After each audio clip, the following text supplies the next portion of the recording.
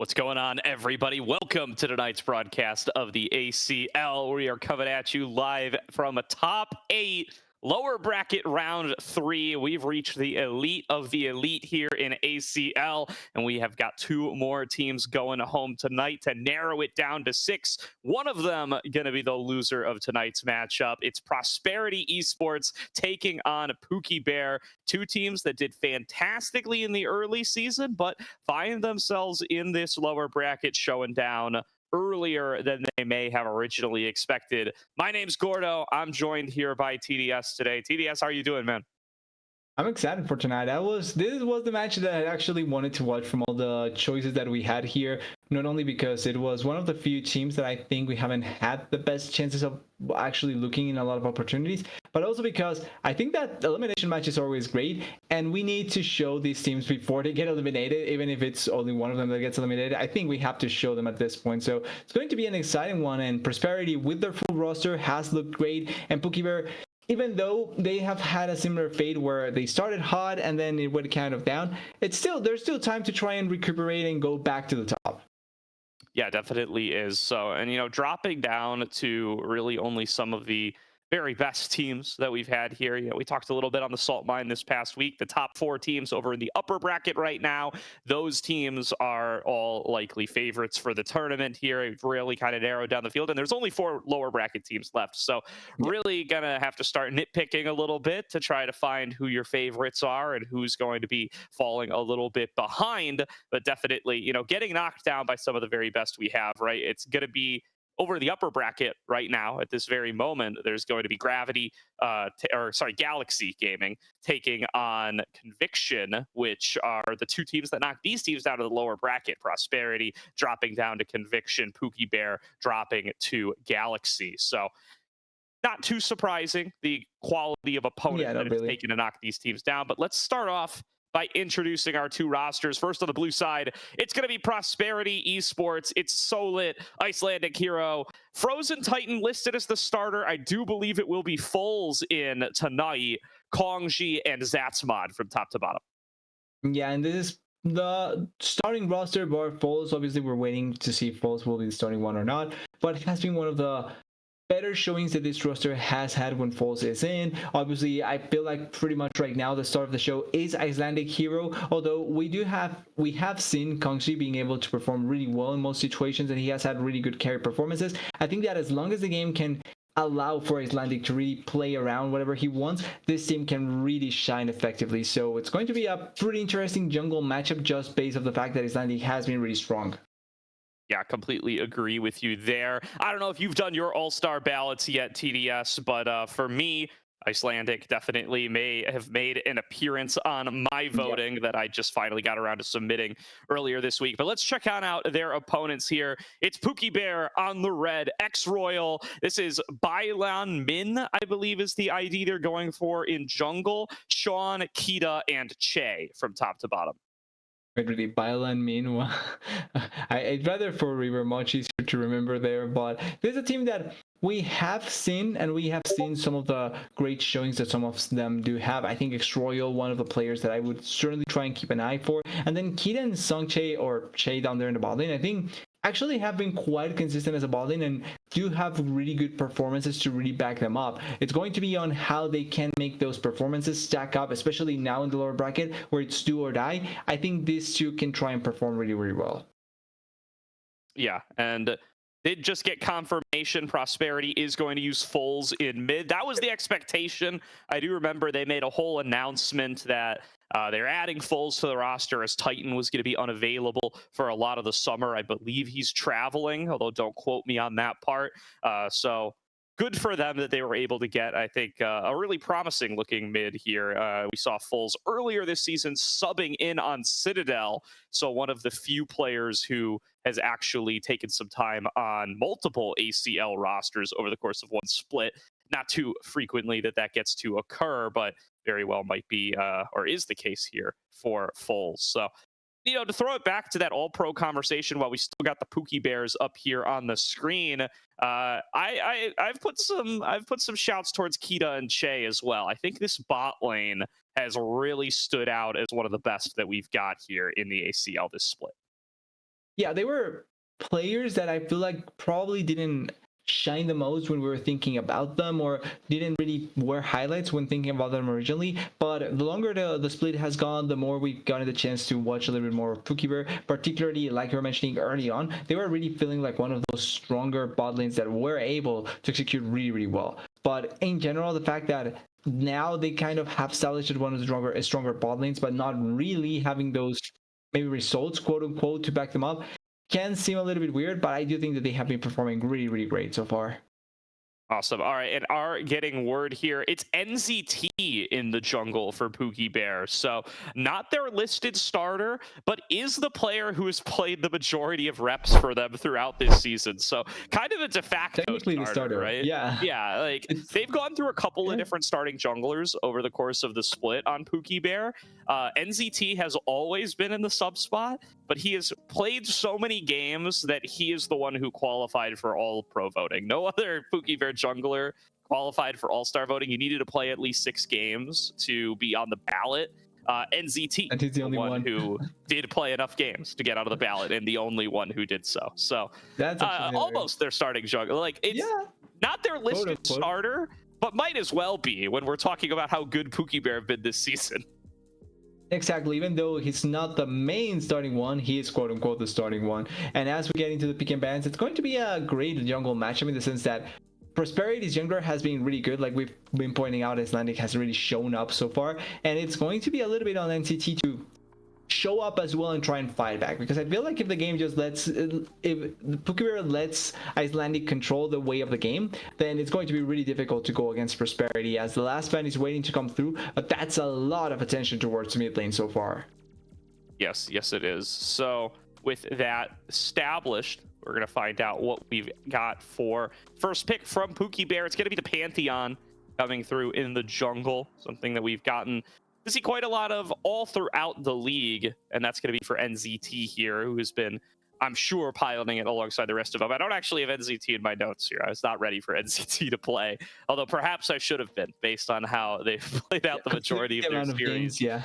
But I don't think Pantheon's a huge surprise for anybody. It's going to be the Lucian coming through from Prosperity. That's going to be going over to Kongji, something he has started to pick up a little bit more of in recent splits. And now looking over to what they're going to look to pair up with. I assume that's going to be an R3 support, and Full's going to snap up that Orianna.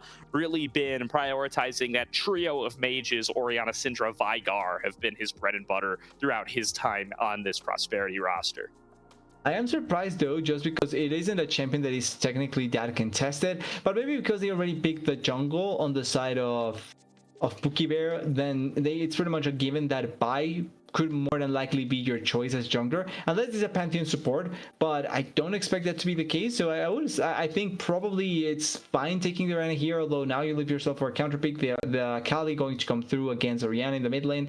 I think that it's not that much of a straight out counter pick. I think there's way too many opportunities to try and outplay that matchup, and if you're good enough, you can even bully the Akali really effectively. So it's still something really important to try and notice. And there's why I was expecting that last pick 100%. I'm just surprised the order that he kind of come through, because particularly Lucian has a lot of bot lane pairing, so it's not like you need to go immediately for the Nami or the Melio. They may get banned away here, but it's not like you need to go immediately for them. Yeah, I think the Lucian lanes are kind of in a beautiful spot here where there's 3 supports that you're comfortable with. So if you take the red side Lucian, you're going to get Melio, Nami, or Braum. And I think folks are pretty willing to play all 3 of those duos right now. The Braum kind of fell out of popularity for a while, but ever since they made those changes to Lucian where the W passive doesn't require enchantments, you could do it off CC as well. People have been a little bit more willing to go for the Braum as well. There goes the Braum ban. So you can certainly see, people do pay some respect over towards that duo. Getting banned by Pookie Bear over either of the enchanters this time around. So the Braum here would make a lot of choice just because you do have Assassin Akali and then Jhin. I feel like the Braum makes a lot of sense, but either of the Melio and the Nami are bound to get banned away unless you want to ban something in the top lane very specific. Because I don't think that there's anything else you would worry about. Maybe a Nautilus, but I don't particularly think Nautilus is one of the better pairings with Lucian anyway. So it has to be either Melio Nami or a top lane champion that they are really, really scared about. And the Yorick makes sense there. So they are leaving open the pairings just in case. Yeah, and I mean, really good to be able to get the Vi here. I mean, for Vi and Pantheon to both end up in a draft, that's not something that you get to see too frequently in the meta as it currently stands, but they do find their way into the pick order. And there's that Melio snapped on up, even though the Braum was banned away. Yorick going to be the last one directed over towards Solit. They will be forced to pick something else for their top lane, but they will get it on R5 regardless. It's going to be a blind pick for X-Royal. Although not impossible that he pilots the Akali, I would assume it's going to be for Sean. I feel like blind Akali with no top lane pick just yet would be really, really weird in the top lane, but it can happen. You're right there. So in the remaining options, though, with the Jhin, I'm expecting to see an engage support. Alistar, Relp, Nautilus are the usual options, and the Aurora as well. So this is a nice mix-up that they do bring here, potentially playing either of them in a specific matchup. So it's not like it's confirmed for either lane. You can flex them around really nicely. I do think though that the Aurora probably will go into the mid lane, and then you will try, or sorry, into the top lane, and then these Akali in the mid lane particularly. But the flex potential is always there to try and pull it up. And then for the remaining pick, for a counter pick in top lane, not knowing what you're going against, there's always the blindable champions that you can go for, or a tank champion that just can try and take the full brunt of things. I think a Sion, for example, wouldn't be that bad, just because like surviving in the matchup is not necessarily a bad choice here. But I'm expecting them to go full aggro and go something much more aggressive though. Okay, no, they heard me. Perfect. Yeah, so I think it's going to be Aurora top for X Royal. He's been a big fan of that one all season long, drawn a ton of bans on it, and we'll be popping it on over. And then, yeah, Solidified going to default over to the Scion as a little bit of a weaker side matchup for that one. Going to be playing a little bit more supportive of a role, relying on Foles and Kongji to be the big damage sources for the course of this game. Do you have any damage concerns for this Prosperity roster? I feel like this is like just on the borderline of when I start to get a little worried. The Lucian's a little low range and a little vulnerable to stuff like the Akali and the Pantheon. The Orianna's a little supportive, but I think they're just over that line. Yeah, no, I think this is fine for the side of Prosperity, because I feel like the lack of tanks on the side of Pookie Bear makes it much more comfortable. Because the only realistic thing that you're worried about taking away damage from you is the Pantheon Shield. Apart from that, everything else you can kind of deal damage really effectively and not have to worry about them tanking it out that much. And then the good thing about pairing the Lucian with Emilio this game, much more so than the Nami, is the fact that you do get the extra range from the Emilio's ability, plus the rapid fire, which could end up coming through. Not sure if that's going to be a thing, but you can play off of that well enough that it doesn't get that effective. Another thing, it's the combos that you can throw with the Orianna. You have the Vi combo, and then quote unquote the Sion combo as well. He technically is a great ball carrier as well, but the Vi is the more straightforward one. And when you reach 2.5 items with the Orianna, you can 100% one shot that Jhin if you have the ball on top of the Orianna of the Vi. So there's ways to make it so that you can blow up targets really quickly, and that way, even if your damage is maybe not that big at one point, you can still play off a long team fight because you do have the tank in your favor. Yeah, definitely agree with that here. Solit going to fill up that role for the Prosperity Esports side. And one of those players who's really had a long history of success here in the ACL, him and Icelandic, both a long history of making top six in past ACLs, right? Solit's gotten 4th in 2024 winter out of Banding Kittens, got 3rd in 2023 winter with Des Moines Yellow. Icelandic got 3rd in 2024 fall with Ole Miss, and top 6 back in 2023 fall. So take those 4 splits. I mean, 4 out of 5 prior ACL splits have had one of these guys in the top 4 or top 6-ish territory. So both looking to kind of reprise that role, especially in a matchup that has a lot of other players who are relatively new to ACL, right, TDS?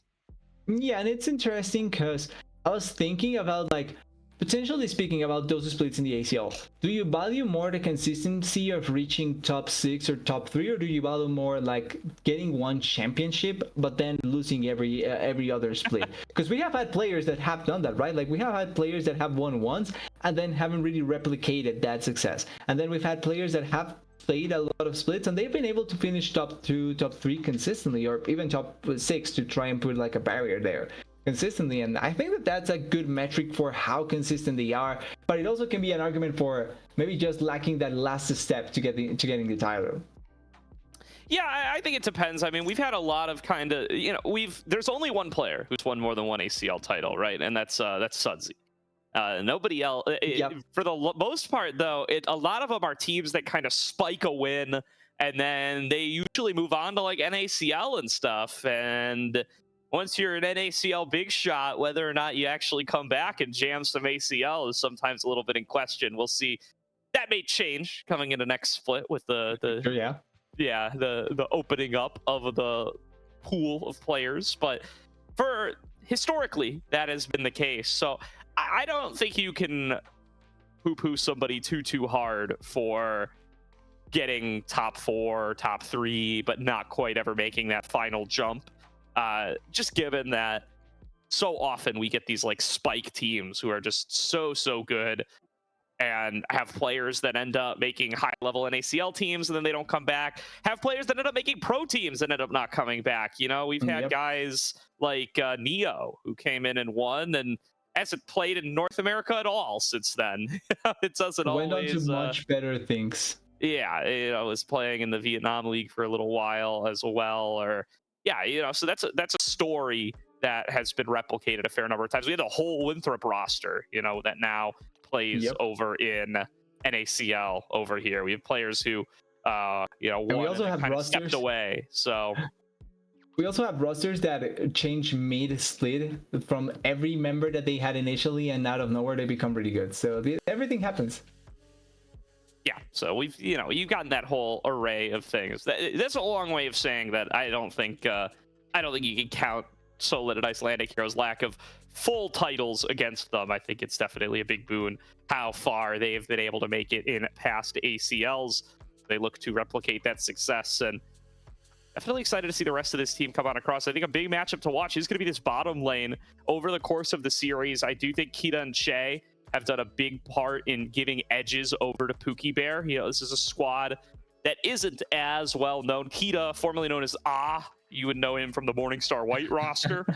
So him a little bit. Kita, way better name, by the way. I don't. Maybe his tag is still if he comes back to the OQs, but I like Kita way better. Much better of a name. Still has the portion, but also sounds like a word. A big buff right there.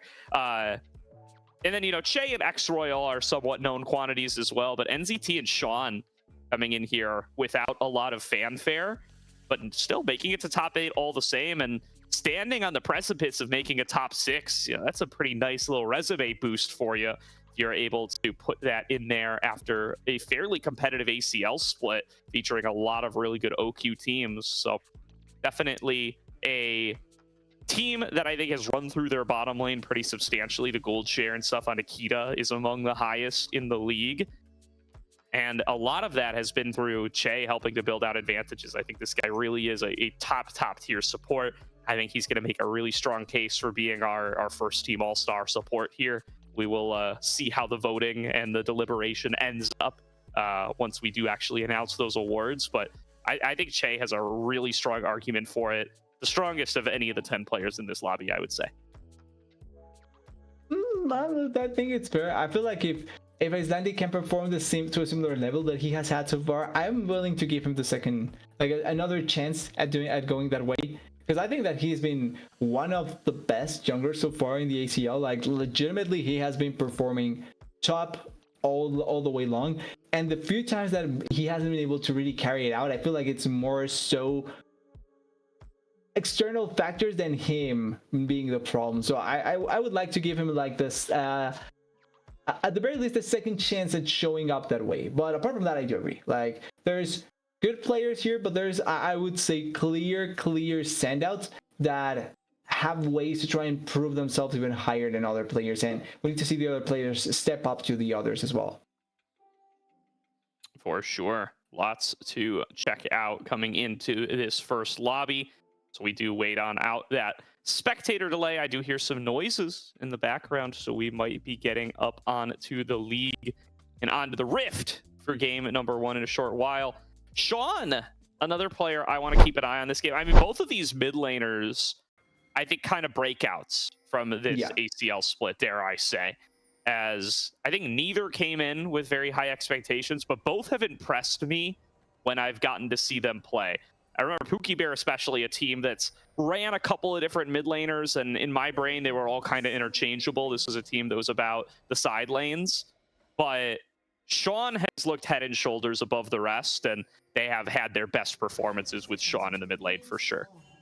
Yeah, the one consistent here with Sean is that he has been able to, at the very least, outperform the other mid laners that were fighting for his spot here, and certainly has been able to show up in a way that maybe we were lacking or waiting to see more from the other Pookie Bear mid laners. So it certainly has been able to perform really well, and this is a good test in terms of how to put it, debutant against debutant, I would say, kind of, in the ACL. So a good way to try and fight it out. I'm pretty sure they are not going to spot each other here, but they will spot the 4 members actually here coming down to just try and fight for their buff. They will know that Icelandic is starting bot side, but they will also know that NCT probably starts bot side as well if he goes for the red buff. Yeah, definitely. So Okay, they know. Seeing if that early information exchange does end up favoring one side or the other. They do see NZT, as you called out. So will be a little bit of extra information over to Prosperity. Let's see what Icelandic can do with that. Definitely on that very prized Vi pick. This game has kind of made his name on more of the carry junglers, but certainly will be happy to be able to snap up a high priority pick like this Vi, although that will put more of the carry onus on towards the remainder of his team. Yeah, the difference maker here is going to be how effective can he set up for the team to be the carry of the game. Like, you can do damage by anyway, but it's on the rest of the team to really make it work out. And with having already engaged there. Yeah, good damage on his Zatsmod, and actually going to be able to land that snare on a Kongji. He's going to have to back on away. The early level 2 spike for Kita and Che going to give them the lead in this matchup, as John finding a pretty solid trade up against Bull's gear as well. Ooh, that deadly flourish. Nearly going to be the death of Zatsmod. Going to force out the heal as well. Summoner heal, Summoner exhaust, both down for just the ignite of Che over the course of that extended trade. Already such a good start coming in by the side of Pookie Bear. Really good early trades forcing. Oh, there's even NCT here. Wow, NZT in there deep. Doesn't have the backup of his team, though, and Icelandic going to be in the area. Che does manage to connect a dredge line. Kongji is so low that it's basically a 2 versus 3. They can't chase any further between turrets here. It's 3 minutes in, and Pookie Bear trying to make plays between the turrets. They will be thwarted. Health bars are just a little too high. It is stopped. Oh, Che still wants to follow here. He wants to bother Icelandic more so than try and kill him, because he has no follow-up here, although this may be a bit of a mistake. There's no follow-up from the Cali just yet. Yeah, he's at least going to have to flash the ball. What a flash from Icelandic! Blocks the dredge line. Nicely done. And first blood to Prosperity.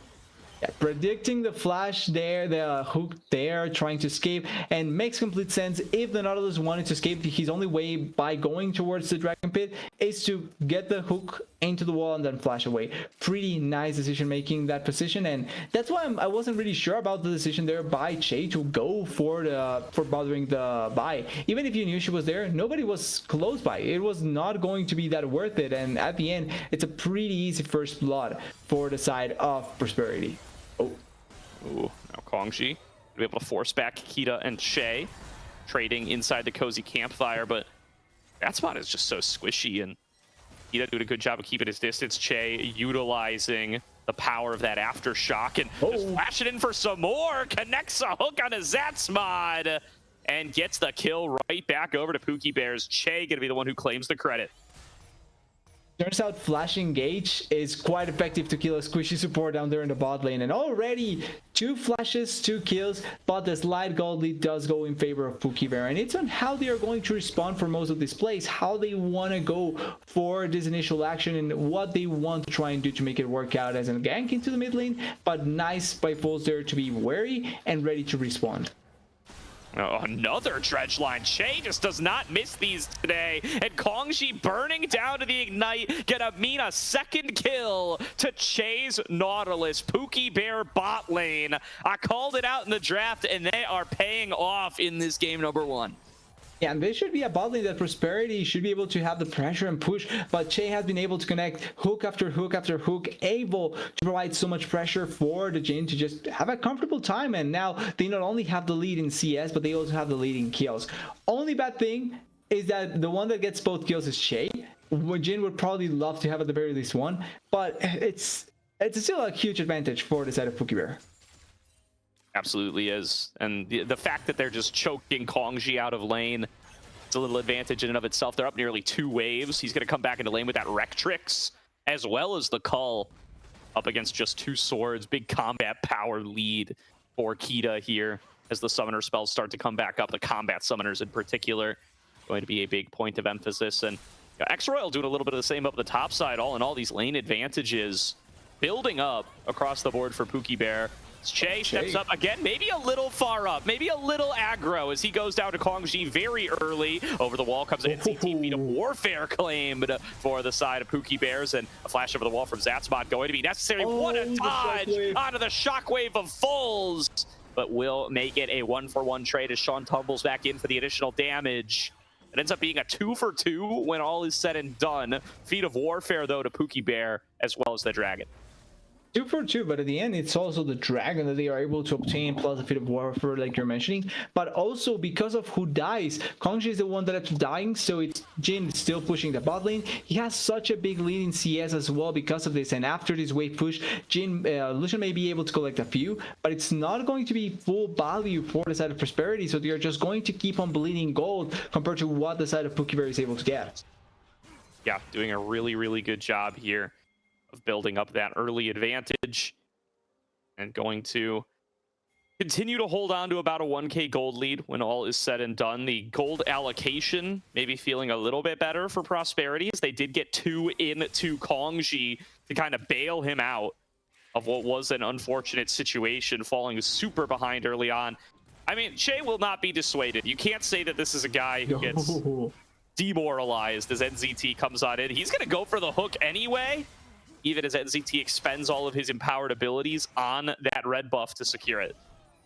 Yeah, but thanks to the fact that they have the ultimate on the Pantheon already, plus the members ready to collapse, it's all red buff stolen, bird stolen, the Vi already getting pushed away from her jungle as X-Royal. Good trade there. Yep, knocks him down. Just a little bit lower, but we'll get on out of here. X-Royal holding the lane 1v2, Solidify doing the same, and all in all, I do actually think this is probably better for the Scion than it is for the Aurora. Yep. He's kind of built for these 1v2 scenarios, but does give Pookie Bear the number advantage up towards these grubs. So as long as they make good on the grubs, should end up being a worthwhile swap. But Kongji and Zatsmon moving up. Yeah, it's yet to start for the side of Pookie Bear where they have gone for the grubs. They will be able to start it right now with the Pantheon already in position, and with most members still on bot side, I don't think it's going to be contested at all, so it's going to be another objective in favor of Pookie Bear compared to Prosperity. Now, what can Prosperity do on this side of the map? They will probably try and force a play, although Aurora is away, so the most they can get, it's just pushing this wave, getting a plate, and maybe backing. I do think that that's the most likely scenario. Void Grubs do go over all 3 to Pookie Bear, and they've already swapped on back. Kongji and Zatsmon with a little bit of time to work on that tower, though. I think they'll pick up at least a plate, maybe 2, before retreating back away. All in all, though, that's a pretty even plate trade cross map. And again, the objective goes to Pookie Bear, so they are one more objective secure away from getting themselves the full feats of strength, rocking those empowered boots and being well equipped, coming in with a little bit of a gold lead as well towards the mid game. Yeah, they feel a slightly much better spot. They have the gold lead plus the rejective lead, and they kind of know what they want to go for. So it's kind of difficult to really argue about how Pookie Bear has been going all around this early game. Now, the main thing that I am worried a little bit about Pookie Bear compared to Prosperity has to be that late game potential, particularly because of the tank difference. As there's an attempt here, maybe, and a flash also happened down there in the bot side. Yep, necessary flash out of Che to get away from Icelandic. He does have the Hex Flash, so he doesn't mind that too much. Start to see Foles pulling away the CS lead in the mid lane. Interestingly enough, was not able to build that up early on in the range versus melee matchup, but it's gotten a little easier for him as he's gotten the additional mana pool to be able to clear waves at a safer distance. Note that NZT is kind of behind enemy lines here, though. Working on those birds could make an appearance on towards Foles in the mid lane, especially as he kind of pushes this wave up. He's getting shadowed by Icelandic. This could be a full-on 2-on-2. Sean stepping up inside the Shroud, and now everybody knows the deal, and Pookie Bear will make the decision to back away. Yeah, they decided they don't want to try and follow up in that position anymore, as we have the Lucian backing away here, so nothing much is going to happen in the bot side as well. But the fact that right now, even though NCT doesn't go for a gank, he's still so scary because of his global presence, plus what he can accomplish with that point and click CC, it's really difficult to handle as Prosperity. Really good stop there, actually stopping the flash from Pantheon. Yeah, doing a really good job as now Solit caught a little bit far up, or going to try to get on towards X-Royal. Icelandic not able to connect between worlds, does its job, and X-Royal able to get out of there without too many problems. Good job by Pookie Bear the last couple of minutes of really absorbing pressure from wherever Icelandic hero shows up. It's allowed NCT to build up a nice little CS lead for himself. Yeah, it's making it so that Icelandic has a pretty quiet game when you think about it. Birdie going for a lot of action. Oh, A lot of damage, but here is Pantheon. Bottom, there's the double knockup of the death charge. NCT making his appearance. His stun will be cleansed away right away. Oh, be able to create a little bit of additional space, still absorbing a lot of the culling. Shay taking a fair bit of damage. Sean coming in on the flank, but here is Icelandic. A flash in from Sean will secure the kill, and now Icelandic getting kited back away from shutdown will be secured thanks to that cease and desist. But Sean connects the shuriken flip, finishes the kill, and walks away with a 2-for-1. The amazing timing there by Sean, able to arrive at the right time, and it's able to provide the help, because if it was only a 3v3, that could have turned much better for Prosperity. Really good fight there by the side of Pookie, able to get a couple of important kills, and also don't lose a lot of members. The only one that dies is NCT, and that's about it. Actually, no, it's Kita. Indeed, it is Kita who walks away with that additional lead. And now X-Royal, I mean, just been farming up health against Solid all game long. These two caught in a farm battle. I don't think either minds that too much, but really starting to get a little dangerous for the side of Prosperity to have champion like Aurora farming up so freely. Check out this replay, though. Really like this aggressive engage onto Kongji. Yeah, it's not a bad idea trying force engage there, and really good immediate disengage coming in from Ilio as we go to live. Ooh, fight breaking out in mid. Will be disengaged from Che again. Just the one tanking up the damage, and more often than not getting away with his life. He's been caught with his pants down once or twice, perhaps, but all in all, it's just created so much pressure on the map for Pookie Bear. It does seem like Prosperity are going to be able to pick this up, though, as they were the first ones to the play, and they got the chunk out on the health bar. Yeah, even though Che hasn't died, it does work to try and open up a little bit more space on the side of Prosperity, and that turns into space for trying to collect this dragon. They get their first objective of the game, and they will be able to put a little bit of pressure onto what Pookie will try and do thanks to this. It is a Hex Exo, it's not the most valuable, but it's still something that you can find value, especially when you're going against bursty kind of comps. Yep, now clearing out in mid lane.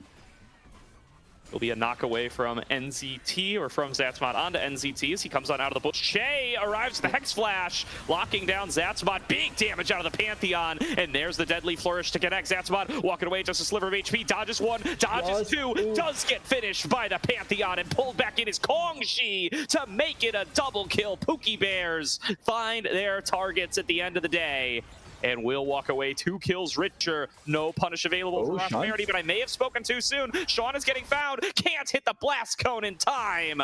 An Icelandic hero will get revenge and a shutdown. Yeah, he gets the shutdown at the very least. He gets a good amount of gold, and it's going to be able to use that for maybe a little bit more place in general on the map. But so far, it's been much more on the Pookie's Burst side. Like, they have been the ones calling the shots, and it's been working out much more frequently than whatever Prosperity is trying to pull off here. So it's going to be on them to be able to respond accordingly and also find good pings in their favor. Yeah. Now Che coming right back out. Going to fight Icelandic here again, and again it's Kongji here with the backup. Look at that culling damage. The Lucian maybe a little too big for Che to walk away from this time. And it will be Prosperity getting one back. Their gold lead is increasing on the side of the Pookie Bears, so Prosperity thankful they can start closing out some of these picks. Yeah, every pick, every kill they can get, every turret they can try and force, every objective that it goes their way is something important to try and begin setting up for the remainder of the game. The next 15 minutes, the next 20 minutes, that's something you have to be mindful of, because that's the way you're going to win the game, or at the very least, fight against it in this game. So it's going to be fun seeing how they try and go for it. As we always pan here traveling to see the trades, and it's always the same thing. Now backing on away once again from each other, grouping in and around mid lane are the bot lanes to just continue to keep these waves cleared out. Icelandic with a little angle behind Sean, but Sean sees him on the control ward and feels confident in taking the trade. Icelandic will have to back away. Little alone time with this turret going over to the side of Pookie Bears. This could be a feat for them if they are able to get it, but that's Mob and Kongji able to clear out the wave fast enough. Yeah, they decide against it in this situation, and I think it makes perfect sense. You were already pushing the wave, you don't know where some of the members are, just disengage in that spot. But Kongji and Sets still going aggressive whenever they can, just trying to get as much damage as possible down, and that can work against the Jhin and against the Akali and probably the Nautilus, but it's not going to work against something like this Pantheon that at this point feels really really big, and also the Aurora that can 100 series you really effectively. Yeah. To get on away.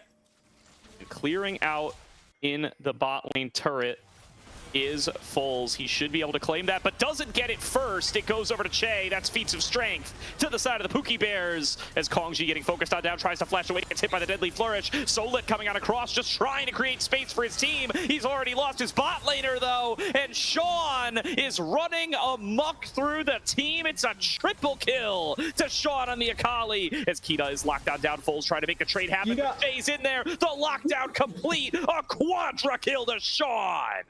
Yeah, Kira may die, but Sean is shining through and through, getting so much value in the game and finding so many good kills. Only one remaining was his landing, not enough to be able to find the buy, but 4 kills are going to do the job, and Pookie Bear is doing the job right now. They take down the turret, they immediately move to fight it as... Ooh, Icelandic. Icelandic and NCT exchanging some blows. Icelandic, 2 items rich. Feels like he's got the item advantage. He can overcome this level deficit, and I think he's right. He's got Kongji at his back as well. Flash out, forced from NZT. He's still going to look for more prosperity. They're having moments where they look good. They're having moments where they can take control.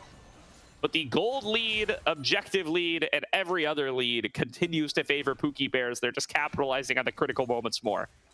Yeah, they have been able to make the most out of whatever fights they're able to find and whatever they are able to fight for. So as long as they can keep up that formula, it should work out really well. As far as what Prosperity needs to look for, I still think that their main way of trying to come back has to be a pick, being able to 100 to serious someone really quickly and then setting up for a potential fight. But right now, the only burst damage that exists is the Orianna, and it's not that big of a burst damage. X-Royal keeping the push going in. To land that weirding on towards it solidified as well, and has built himself up a pretty solid CS lead as the game has gone longer. Really powerful on the flanks with the addition of his first item, and we'll have a second one done before too long to complement the Malignants and just to really let those flanking ultimates have their maximal value.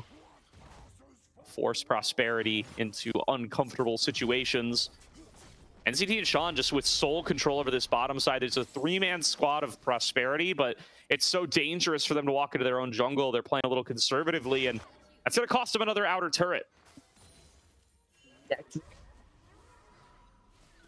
In enough, but everything is kind of falling into place for the side of Pookie. At the very least for now, they have a really good game plan with a lot of strength, quite a good amount of gold lead, and also dragon spawning in for a minute. So they should have enough time to not only control much more of the map, but then move into that objective, move into the Baron potential objective as well, and then try and just get general control with that. Really controlled game so far out of Pookie Bear. Looking how they want to. I think this is their game for sure. Chased on away. 3 members on him. Going to be 4 soon. Che flashing in. Here comes NCT to try to even the odds. X-Royal takes a big chunk, but is able to get away. Now NCT going to be the next one being focused. It's a shockwave out of 2 out of Foles. Kongji getting softened up. Really well placed. Curtain call from Kita. Connects 3 shots and basically solos out Kongji. Now moving forward for some more. What a pop-off fight from Kita. The perfect accuracy on these shots to walk away with a double kill and an even number fight. Complete wipe here for Pookie Bear as they get 4. Yeah, and rightfully so, Kita getting the value that he was looking for here, but he did such an amazing job in that fight. Plus, also the fact that he gets a couple of good kills, it's just going to keep up spiraling gonna be the ace. there. Yep, bye-bye, Solid. You may be a tank, but you're not that tanky just yet. Let's see if we can get a replay of that fight. Those curtain call shots from Kita were so well placed. Oh, NCT shorts it a little bit. But no harm, no foul. I think they will be able to get this.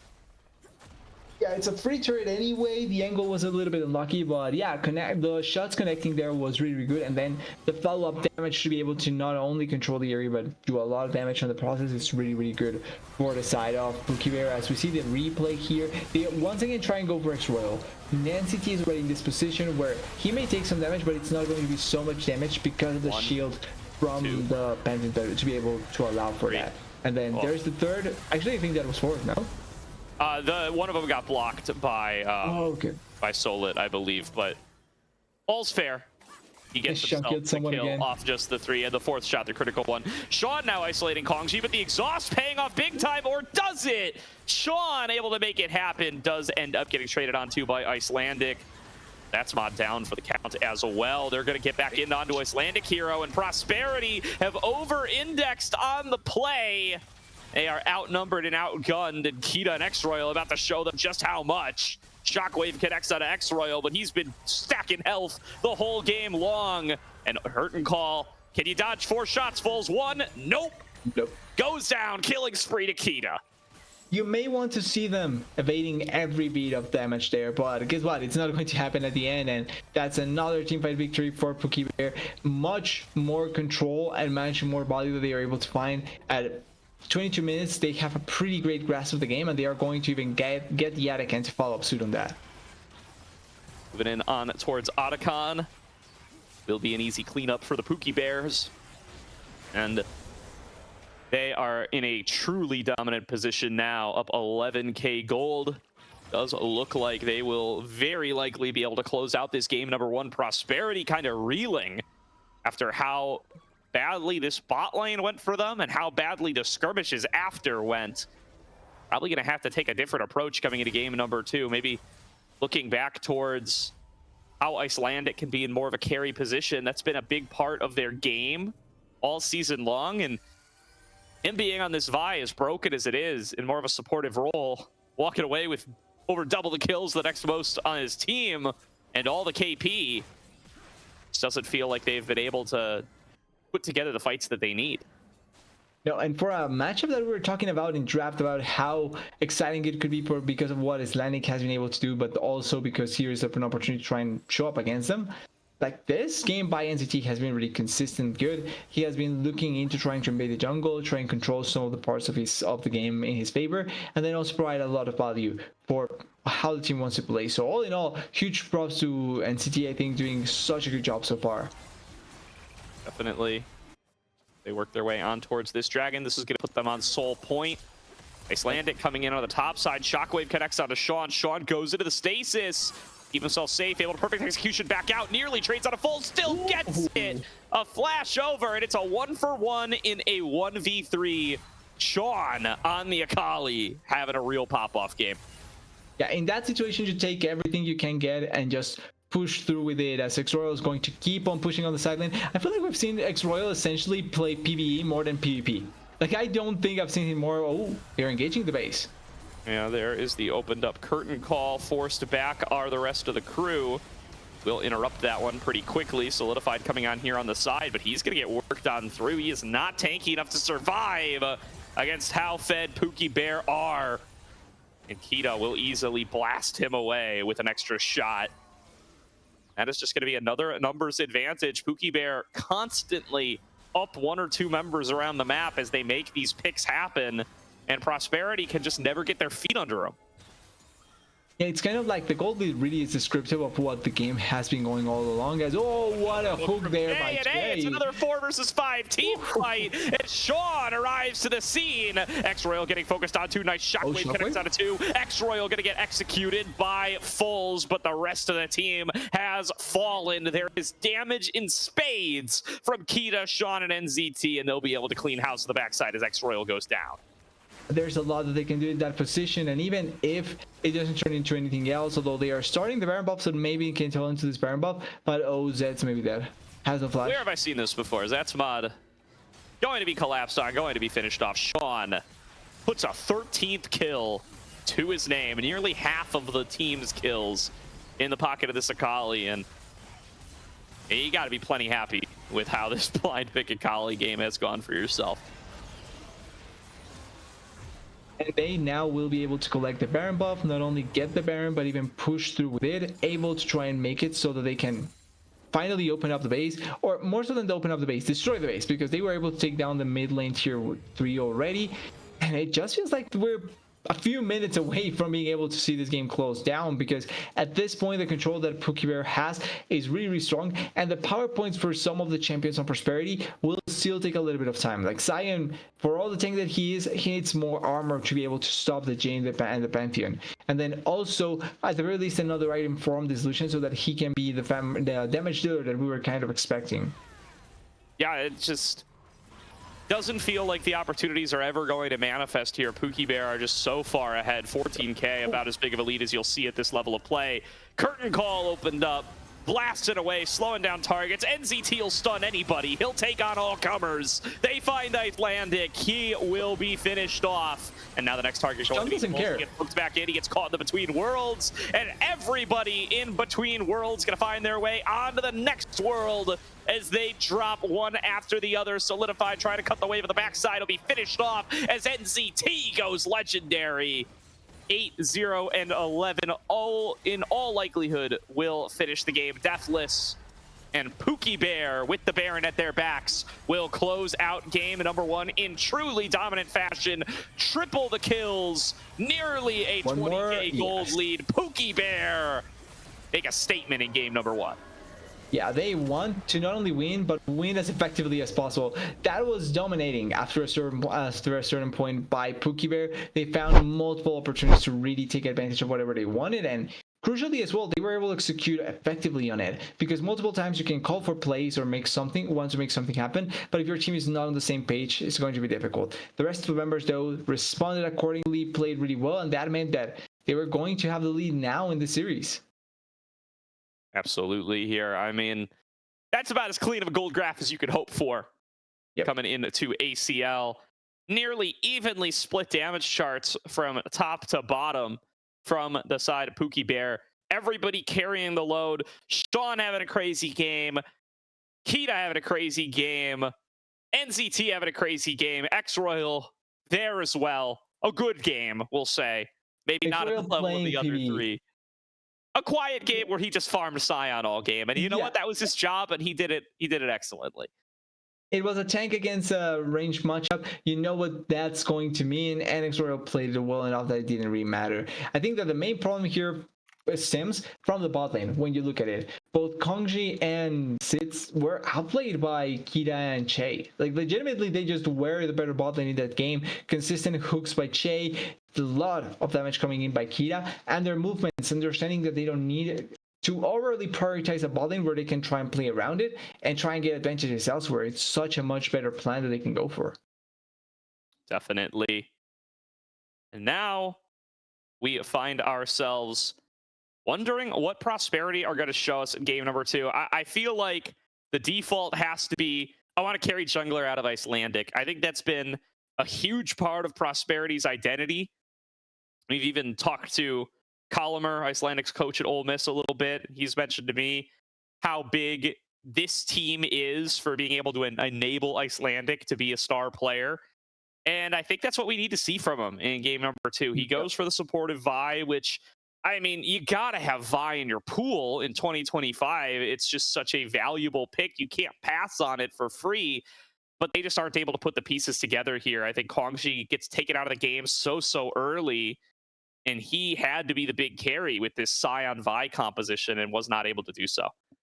Yeah, with how frequent they were threatening you and how many times they were trying to kill the Lucian, I cannot blame him that much, because that game would have been kind of like mentally abusing on some of these AD carry players. But apart from that, everything else could have been a little bit more action, could have been a little bit more responsible in how he wanted to play, and then also respecting the death potential that the champion like Vijin can provide you, because he is a one-shotter from 100 to 0 when he gets those crits, and even before that, he still does a good amount of damage if you're not careful. Yeah, definitely here. Well, with that said, we are going to set into a quick break here very shortly. Do want to give a quick shout out to Zen Market here. You ever had a problem longing for that special Japanese item that you cannot find locally? Well, we have got a solution for you. Zen Market is your one-stop solution for buying products directly from Japan. They'll help you buy items from over 10,000 different shops, as well as place bids on auctions on your behalf. They'll even consolidate all your items safely into one box and can ship internationally. They provide excellent customer services in 19 languages, which is why they are trusted by over 2 million users worldwide. Check out the panel below the stream or click the link in the chat to try them out now. If you sign up with promo code Aegis, you will get 1,000 yen off your first international shipping fee. Thank you again to Zen Market for sponsoring the ACL, and we will see you guys after a short break for game number 2. マーケットは迅速な発送ですぐにお届けします。あ、ボックセット？あ、大丈夫？でも直接来てくれたの？これって漫画みたいだったね。しかも今衣装着てるし、花でもあれば完璧なのに。完璧だよ。壊れ物だから自分で届けたかったんだ。あなたって完璧。ありがとう、ゼンマーケット。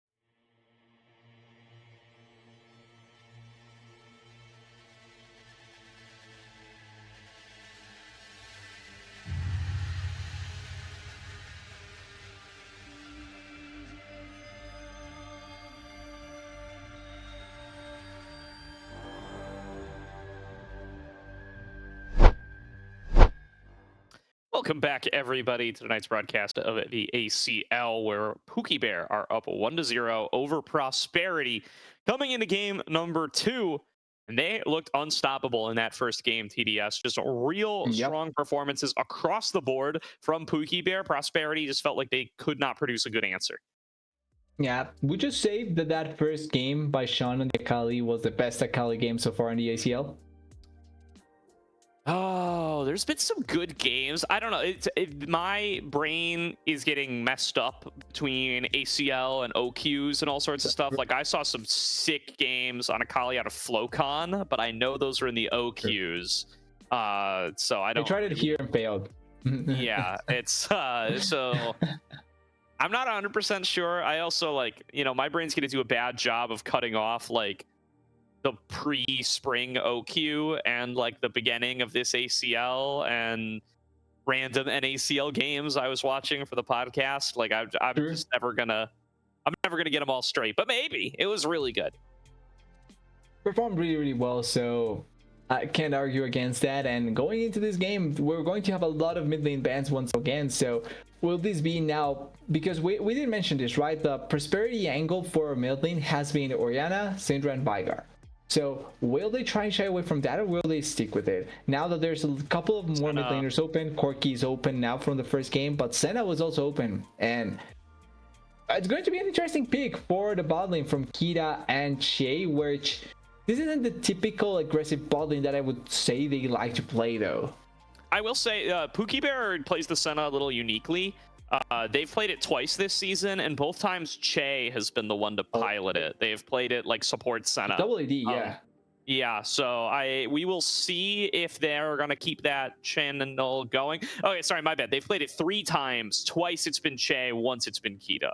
So there's mix. At the very least, there's a mix. Yeah, so they may do either. Varus Syndra, though, a really strong rotation here. A really good, reliable bot laner for Kongji. Actually going to be his first Varus game of the season here in ACL. In the ACL, because I think that he has played it in the OQs. I'm sure he's played it in solo queue. Yeah, and I know, Yeah, his first team, though, here with Prosperity in Aegis, and then another Syndra for Foles. I called out, you know, he's gone for that trinity of mages so far in his time on Prosperity. It's been the Orianna, it's been the Syndra, a little bit of Veigar. That have really kind of defined him. So he's going to snap up that Syndra. We've seen just on this stream last week, Aquanick had a really, really strong Syndra game. Yeah. So definitely a pick that can be viable here.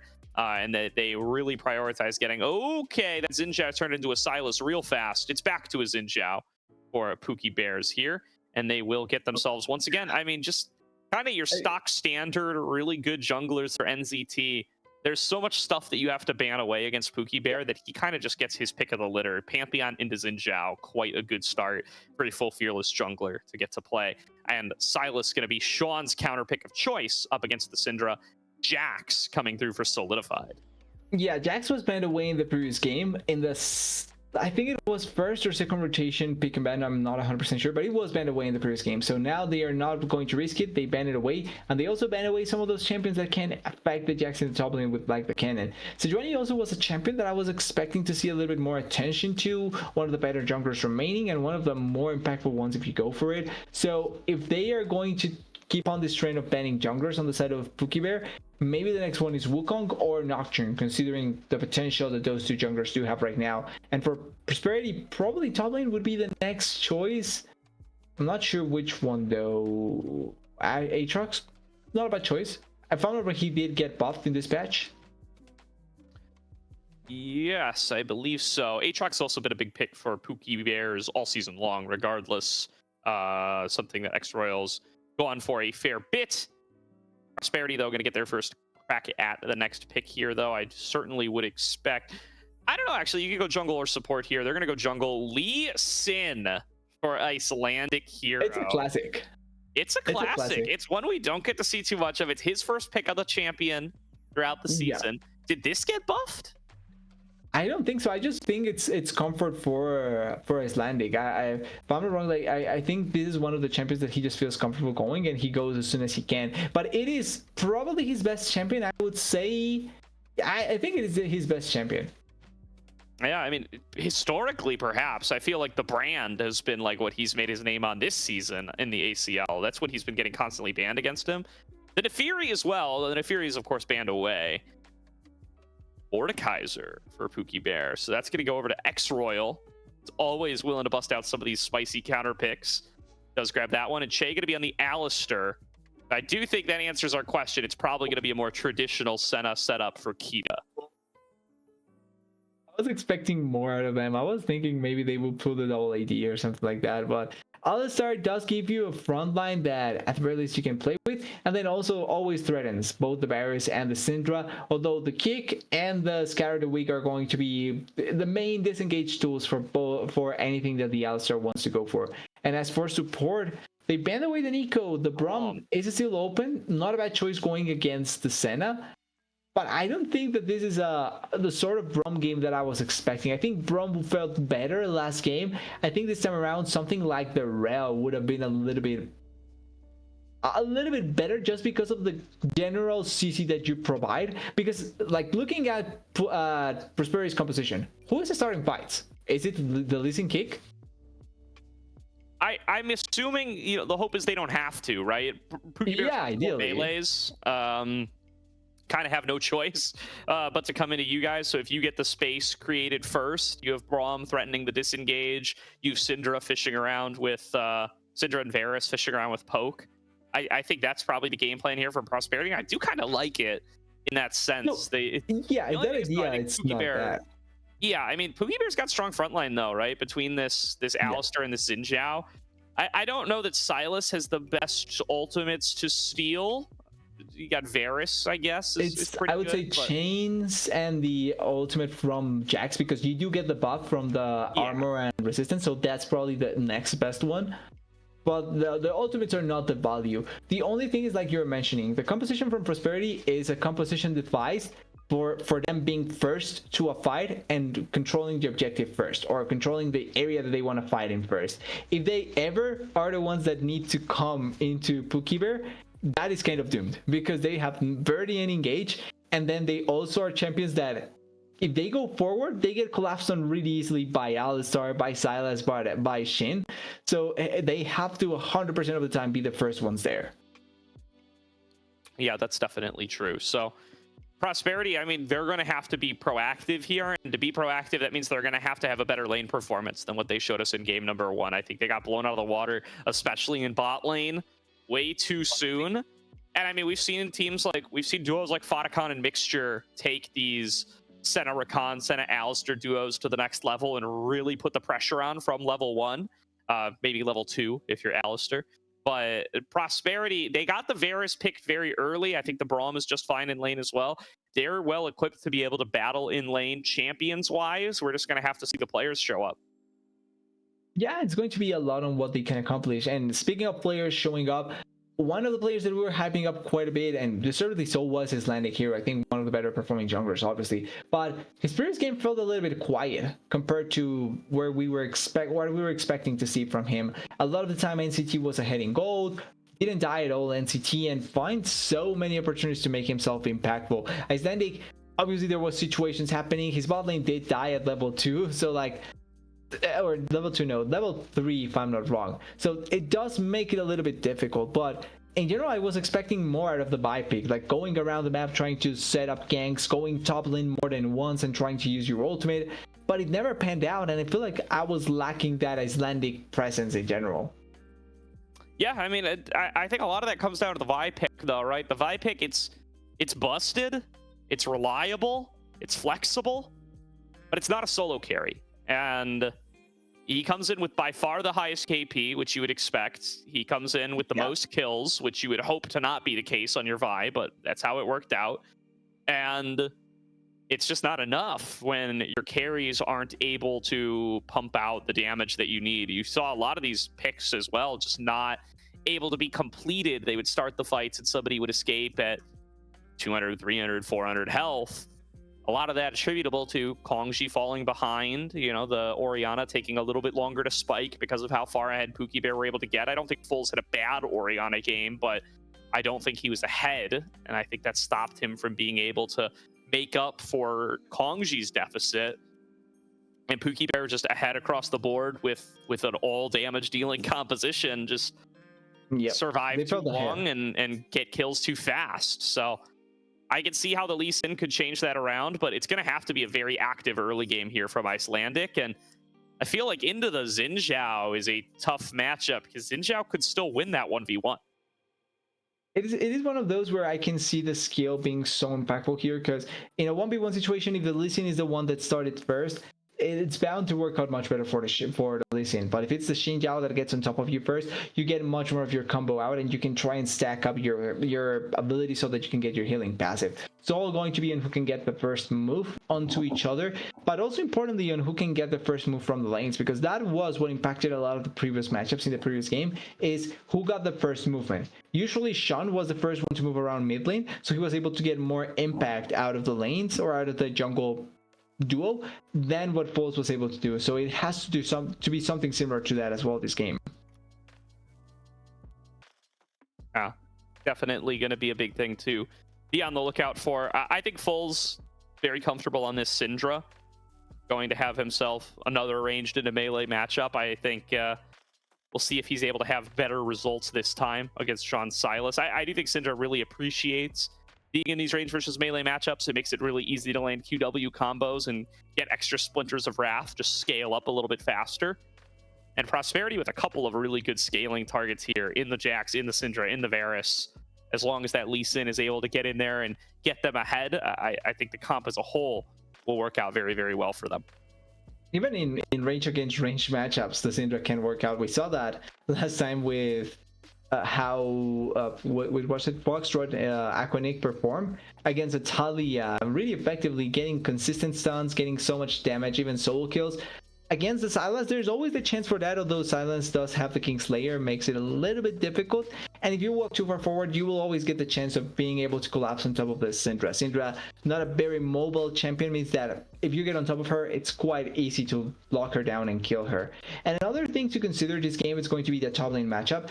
Not necessarily because I do think that there's going to be a lot of blood or anything like that, but because X-Royal playing the Mordekaiser makes a lot of team fight situations very weird, where you may be ahead in a team fight for one moment, but if, for example, X-Royal takes away one of the stronger champions and you leave in a 4v4 situation without that strong champion, your team may end up winning the fight and you may survive, but the rest of your team may be dead.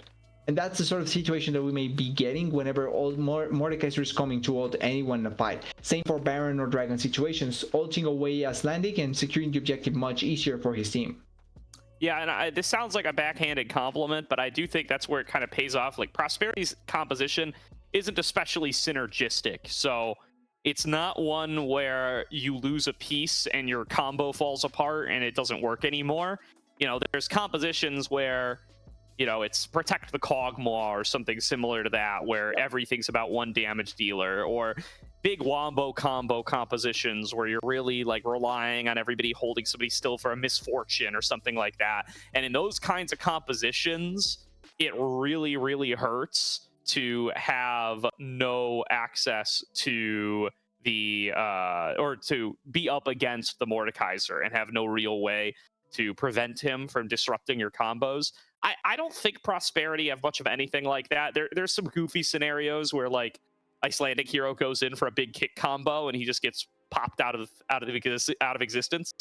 But I don't think that'll still have the intended effect of like starting the fight, right? Prosperity then step up and everybody has to kind of posture around the death realm. But we will see. I think that's probably the big team fight changing moment that X-Royal can go for if he finds the right opportunity. Yeah, and in general, if he can get it, probably will define a lot of the game. It's been a while also since I've seen a Mordekaiser being able to pull up a game-winning ultimate or an ultimate in general in one of these games. So it's gonna be fun seeing some of the ways that they are going to play around with it. But it's going to be also important to remember that Prosperity needs to be the one to pull off this game here, because if not, they are out of the tournament. This elimination match, they are on with their backs against the wall. A lot of comfort, to put it like that, certainly on most players. I think Solid playing his Jax, Icelandic playing his Lee Sin, and Foles playing his Syndra, probably the best choice to try and have something comfortable for them going into a game that may define the whole ACL tournament here. So it's important that they can play this. And then for Kongzi and Sats, maybe I'm not 100% sure. I need to actually see win rates, but I think this is probably two of the champions they are 100% comfortable with. And if they can pull off a game with this sort of comfortable champion, they can bring back also the mentality to try and turn around the series. Definitely can here. And this is where, you know, there's a narrative, right, that perpetuated somewhat by us that, you know, Prosperity started off really strong. Pookie Bear as well. But Prosperity especially, that they started off super strong and then kind of started to slip as they went from 3-0 to 3-1 to 3-2 over the course of the Swiss stage. But you look back on their record and they've really only dropped to top 4 teams, right? They lost to Citadel, they lost to Galaxy, and they lost to Conviction. And so you would hope that they would be able to come in here and put up a really good fight up against the Pookie Bears. But Pookie Bears, game number 1, I mean, looked massively better. So let's see if they can change around their fortunes coming into game number 2. There's a reason we play these as best of 3. Prosperity trying to tie things up and take us the full distance. Exactly. It should be enough to be able to turn around, as we see a 5-man going into the bot lane. They want to kill people. They want to start off with the right foot. And every member here wants to be the one to get some sort of blood in their favor, as only one here is Shay. Probably don't want to explain their flash, but the best target probably to try and escape or move around, and it doesn't look like they are going to fully commit for the 5-man invade. No, doesn't look like they're going to pursue that. Want to call out Shay on the Chad phase rush, Alistair. Love to see that over the Aftershock, over the Iceborne as well. What's that one called? Glacial? No. Glacial Augment, thank you. Is it Glacial Augment? Yeah, no Glacial Augment, no Aftershock. I love me some phase rush. That's a goofy summoner or rune. It'll be very delightful to see Cheetah. Get a little baited to try to go for some early stacks. You're gonna get stunned. Perfect cleanse from Kita will be pretty much the only thing that keeps him alive. Yeah, but it's double summoners plus a lot of health down on Kita. He's going to be late for lane as well, and red buff stolen. This is the worst start possible for the bot lane of Pookie Bear. And surprised that they were so willing to go for something like that. I understand you wanting to get the better of the trade, but more times than less, that's probably something that will be accompanied by someone else. Yeah, I mean, it could be worse if Kita died, but very close to as bad as possible. That is still really bad. There. And yeah, I mean, great start for Icelandic, though. This is what you needed. You need to be aggressive from minute 0, I think. NCT going to equalize top side. Feels like he's got the stronger top laner, and he's right. So we'll be able to push in, equalize on red buffs here. And we've got vertical jungling now. So Solit going to be the one in a rough matchup, just doing his best to stay as close to even as he can. I don't think they'll be able to dive him with Xinjiao Mordekaiser. I don't think Icelandic's going to be able to dive either into this Alistair. So I think all in all, they'll probably just end up going even on camps unless Icelandic goes for something else goofy. Yeah, realistically, the only one that is suffering really heavily is Kita here. He they are going for the dive, yeah. I might be wrong. I mean, Kita is summoner list. They will be able to find the stun. The knockups will come through, but Zatsmod juggling the aggro beautifully, and Prosperity are on the board first.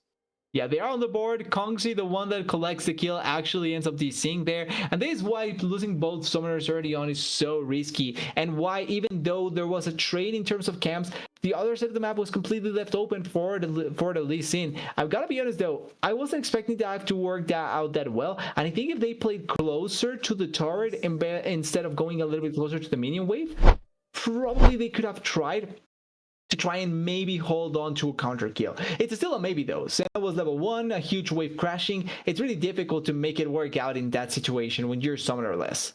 Yeah, I mean, I got to give a lot of credit to Zatsmod here. Or FKA Menace, FKA Julian, has gone by many names, but very experienced kind of two-way player on this team, and I think he does an excellent job there, right? He tanks the aggro very early on the Braum, stands out by the edge of the tower, holds it so that Alistair knockup doesn't create an opportunity for Icelandic to get taken down, breaks the aggro as it's going to kill him, gives them the time they need to execute the Senna, who is without summoners, and turns what is a clearly a like scripted play that they go for from the moment they blow the Sun Summoner spells into a success.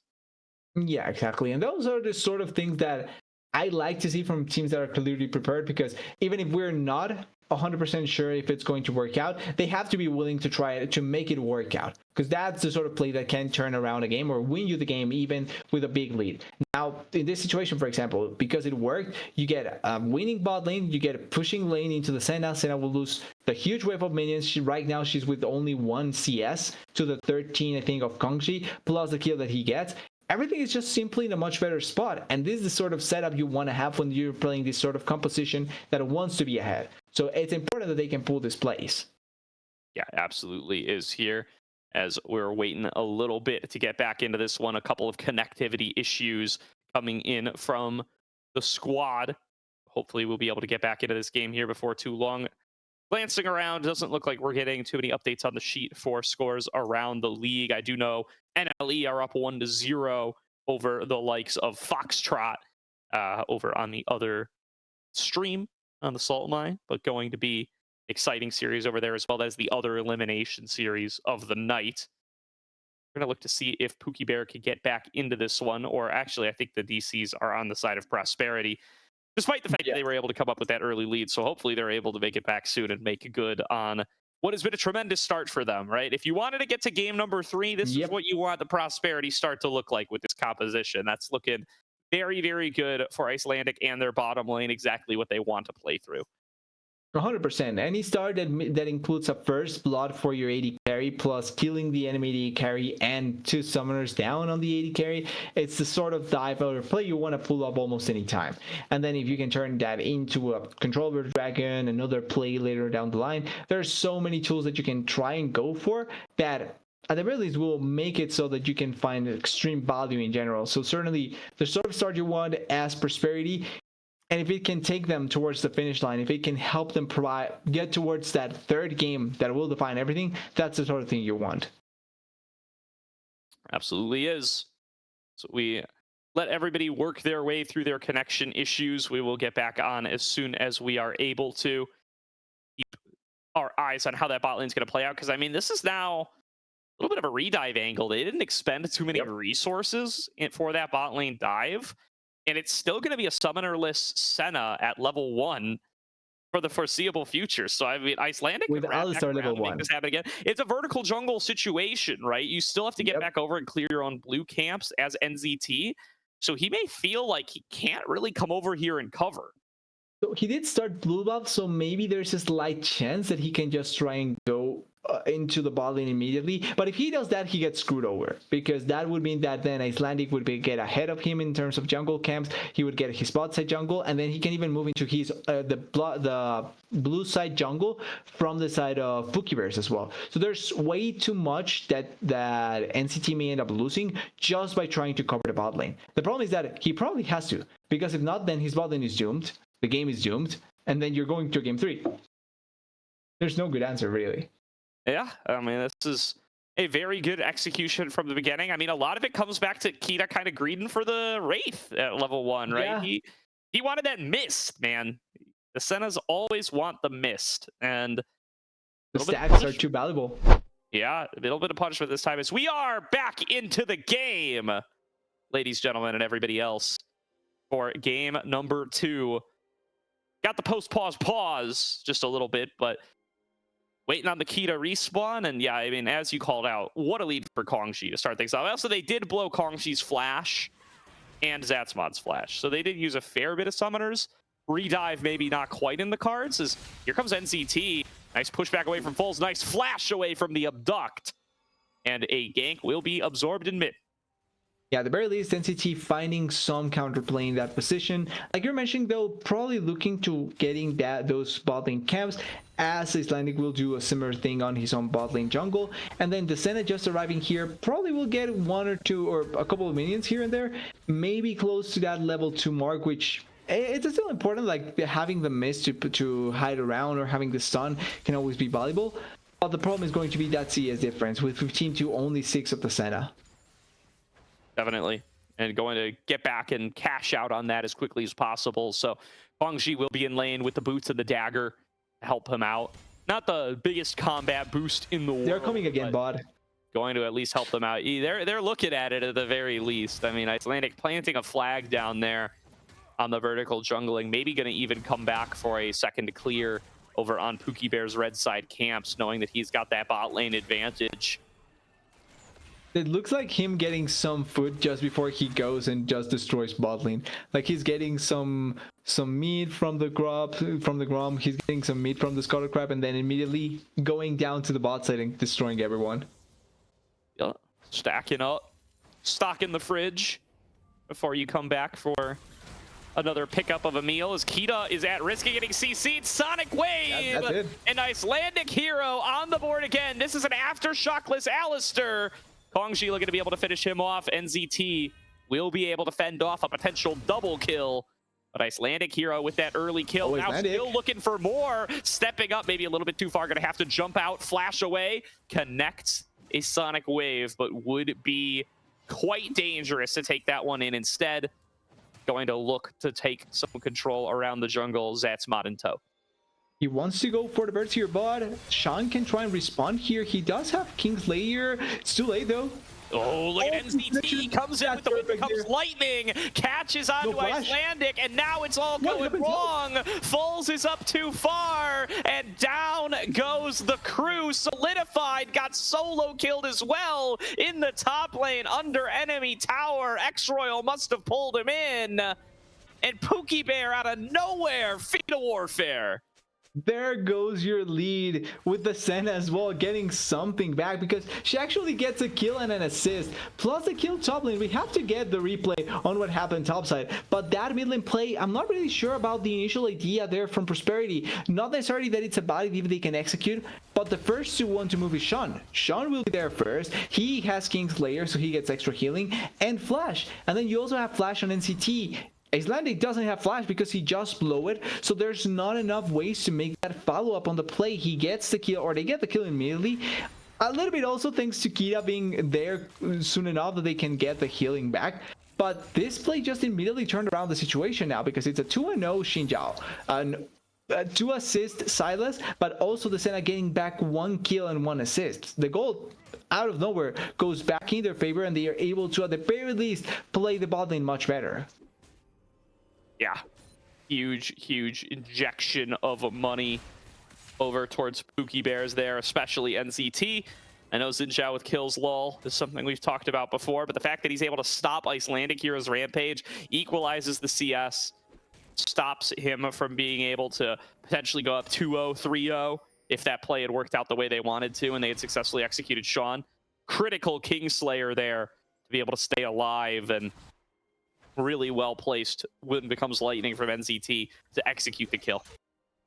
Yeah, just on the right tip to be able to get that, as X-Royal is waiting here.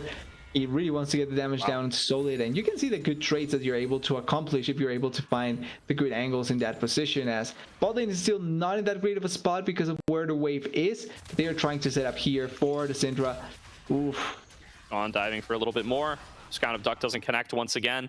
Stolen away, unleashed power. Pretty engage. Ability to seal. Nice double stun out of Foles. Yeah, that one's scary because if you don't get both of them, there's a slight chance that Sean can try and get with his reset of abilities to try and go back in, but it's not going to be the case. And there's a Listen trying to go for the mid lane once again. Oh, Kongshi does have Flash. Getting a little lockdown here, trying to create some additional space, but Chase all over him. That's Phase Rush Alistair, baby.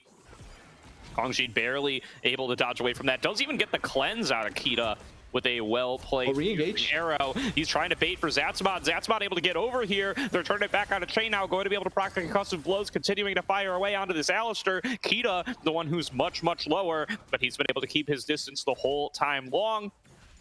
Prosperity will force out their lane opponents. Yeah, and a big problem, that fight, obviously not connecting both CCs by Kita does have an impact, but the biggest thing is obviously not having ultimate on Kita. If he gets ultimate, there's a chance that with the extra shield, you can actually play that off much better. But difference in levels, difference in power right now, and that's going to be the reason why you're not finding the value that you want. Kita's 28 CS to the 62 of Kongzi. Yeah, I mean, it's such a lead for Kongji here. But the gold overall is in the favor of Pookie Bears because of what they were able to get. But this is what we called out as the need for Prosperity, right? They needed to have a stronger laning phase, and I think they've had it. Look at Foles in mid lane. He's got himself a big CS lead, and of course, Kongji in the bottom lane.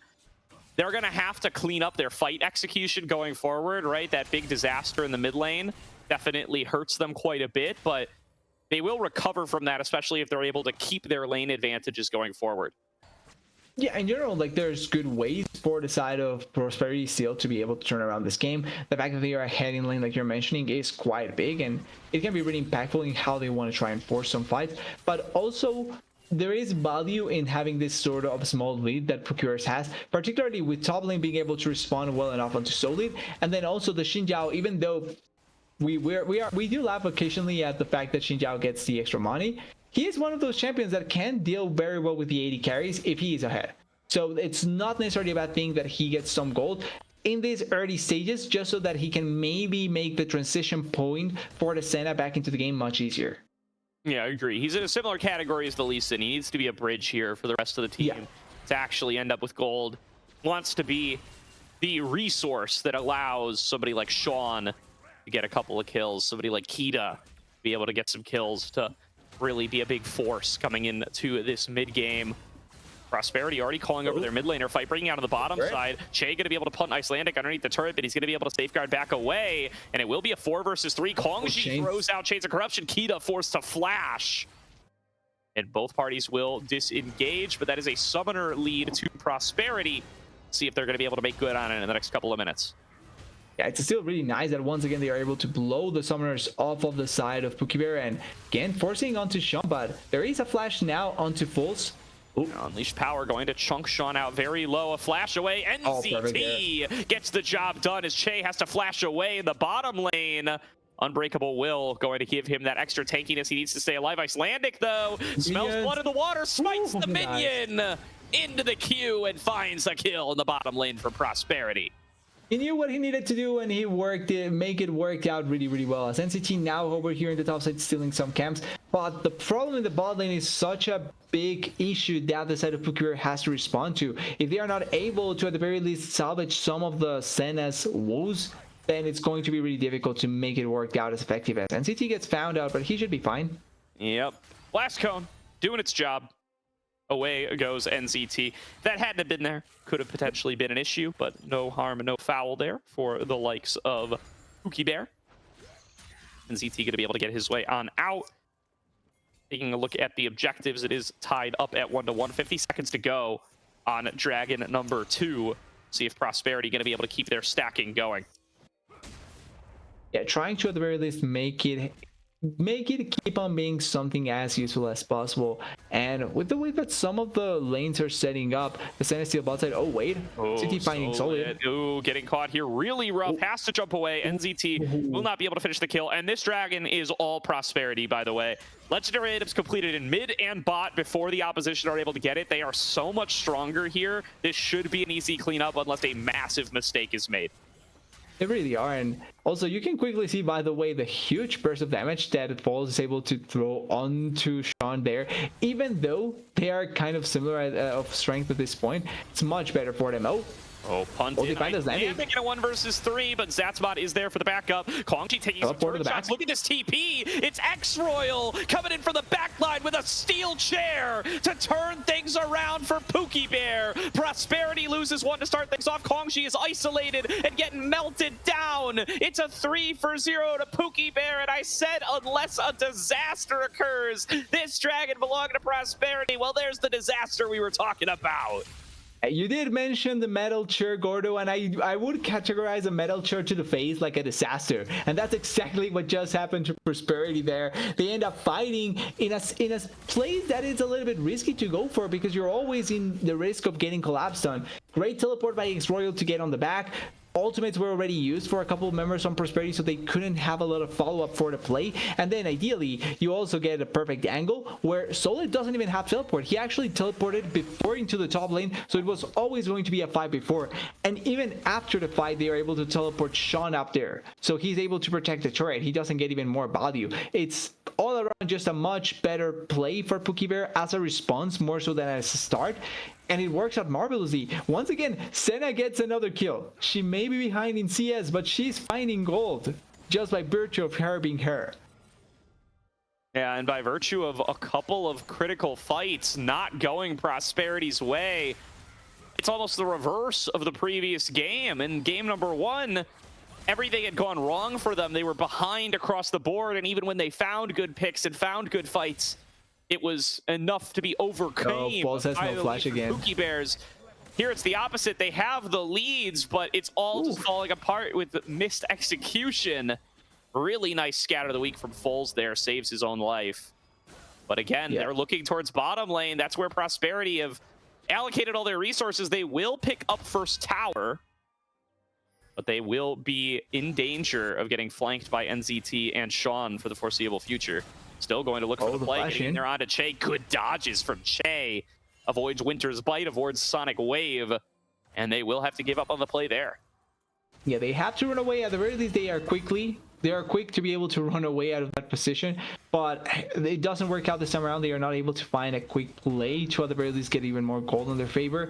And at this point, with the way that the lane was going, probably the best thing for the Senna is getting this free lane where you can farm easily, or now move to the mid lane and get once again a free lane where you can farm easily and come back into the game as effectively as possible. The Sylas as a side lane Menace is always going to be really strong as they find sats, but yeah, no. He's out of there. He is out of there. Yeah, this time. A little dangerous territory, but NZT already working on the Rift Herald, and it feels like Prosperity just aren't even aware of it. They're posturing members around, but they can't actually just pinked it. They're calling down Kongji. This is going to be a 5 versus 4, though, unless Solid TPs, and he doesn't have TP. So they're going to lose this Rift Herald. Pretty free. Yeah, pretty free objective. And the reality of it is that because the bot lane already fell, it's not like you need to rush to try and protect a turret. You come back as a Silas, and you're not going to lose anything. They get the Rift Herald for free. And oftentimes you see the talk about if you get Rift Herald, what do you lose, and is it going to be worth it? Oh, Che. Che is dodging everything. Che cannot be touched. Even then, at the end, just fancy feet. Maybe it's a fleet forward. No, I'm forgetting the name. Phase rush. The phase rush buff. Not even. He hadn't even procced it there. That was raw. I mean, yeah, more than just getting it activated. It's the feel that you get, the vibes from having it. It just makes you feel faster. Yeah, that's definitely fair. Also, the upgraded Swifties helping out a little bit too. Double Swifties. No, we don't need to tell them that. Matching shoes between Kita and Che. They managed to dodge down out on those plays, and you can see now the gold lead huge for X-Royal, and that's really where the bulk of it sits. Kongji and Foles, it's similar to both individually ahead still. Yeah, it's actually similar to the bot lane lead when you look at Kita and Kongji to Foles and to X-Royal and Solid. But then you also need to see at the jungle, and because of this light small leads in multiple lanes, it makes it so that big lead doesn't matter that much. As the Scutter, but the turret will fall 100% here, and they can probably throw this into the bot lane as well and get another turret. Yeah, Solid's gotta kind of play heads up here, realize. All right, they're just going to pull it away. They're going to get a little damage out of the birds. It will wander back over towards mid slowly but surely.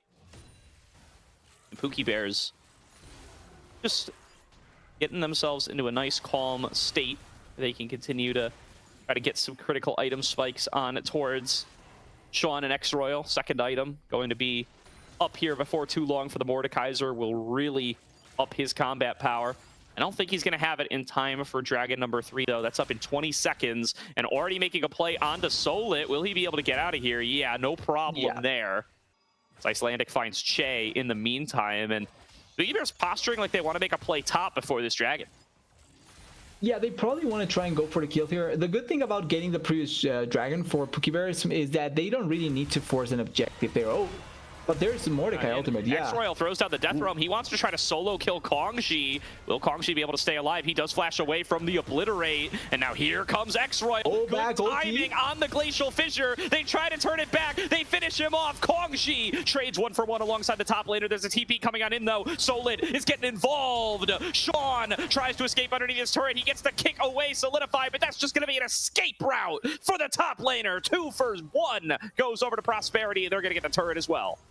They get the turret plus the 2 kills. I'm not 100% sure why X-Royal flashed there. I think that if you just played it as just the long con, you probably win that. Even if you ulti anyone, you probably win that if you play the long con there. But decided to go for the kill onto Kongxi.